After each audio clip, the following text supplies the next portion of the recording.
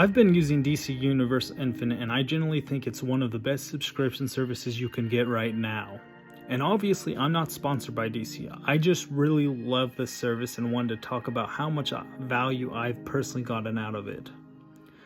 For about $13 a month for Ultra Plan, you get access to over 35,000 DC comics and graphic novels.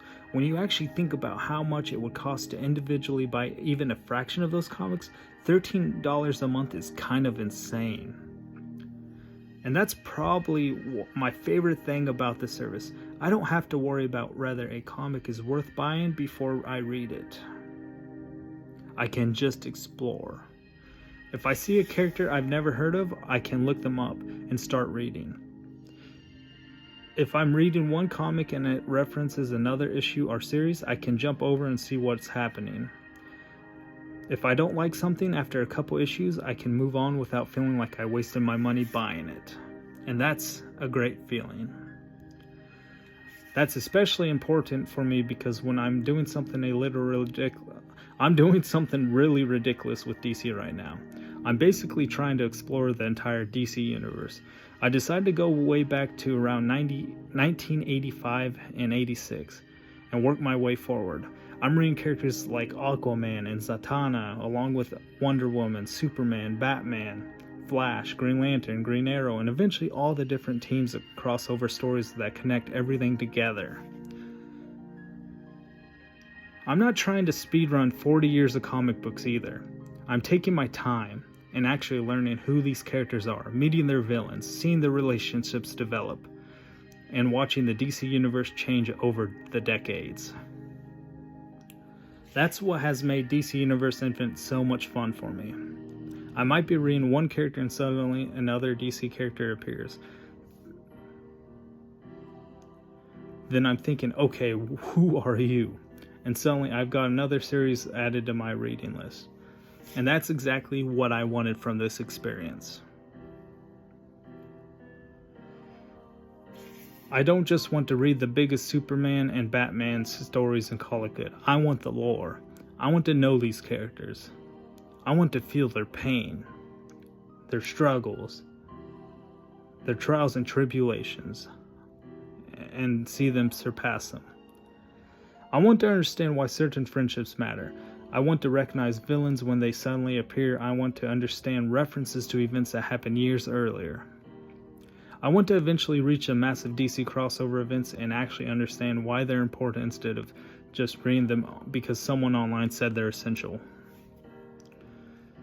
Starting around 85 through 86 also gives me this really cool opportunity to watch DC evolve. Not from only the older artwork, storytelling styles, costume dialogue, and characterizations. And as I continue reading toward the 90s, 2000s, and 2010s, and eventually modern comics, I'll actually get to experience the evolution instead of only reading about it. And with 35,000 plus comics available, that's almost overwhelming amount of stuff to discover. But honestly, that's part of the fun. I could probably keep this subscription for years and still constantly find something I've never read before. That's also why I think DC Universe Infinite is fantastic for somebody who's completely new to DC Comics. If you watch the movies, animated shows, or played some of the games, and you've always thought, I'd actually get into this comics, but I absolutely have no idea where to start, this is probably one of the easiest ways to do it. And that's no exaggeration. Pick a character you like, start reading, then follow whatever catches your attention. Maybe you start with Batman and discover Nightwing. Maybe you start with Superman and end up interested in Supergirl. Maybe Wonder Woman introduces you to another character and you know nothing about.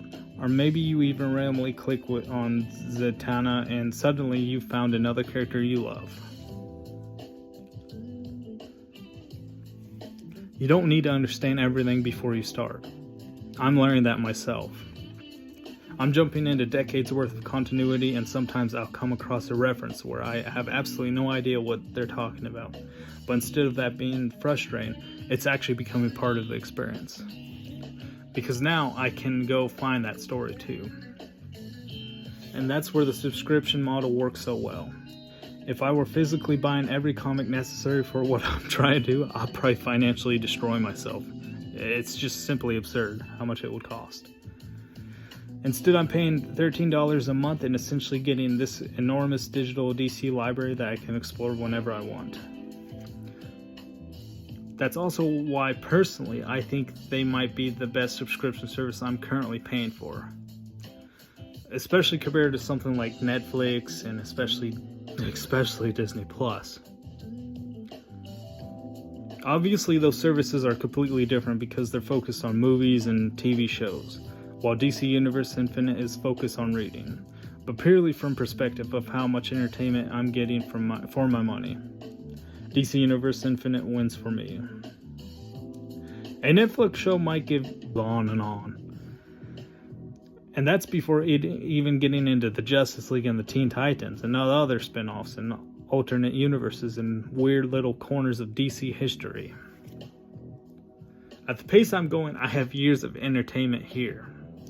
And I actually love that feeling.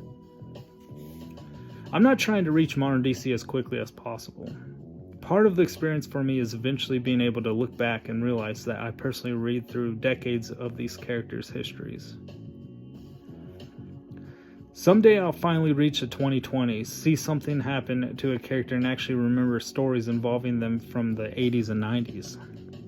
That's the experience I'm looking for. So no, DC isn't paying me to say any of this. But if you're new to comics, you're DC Universe, or you're like me and you've decided to take on absolutely ridiculous tasks of exploring 40 years of comic DC lore, I genuinely think DC Universe Infinite is worth the money. Like I said, it's only $13. I'm getting access to more comics than I realistically be able to read for years. And compared to what I'm getting out of most streaming services, it's not even a fair race in my opinion. For me, DC Universe Infinite might be the best value subscription service out there.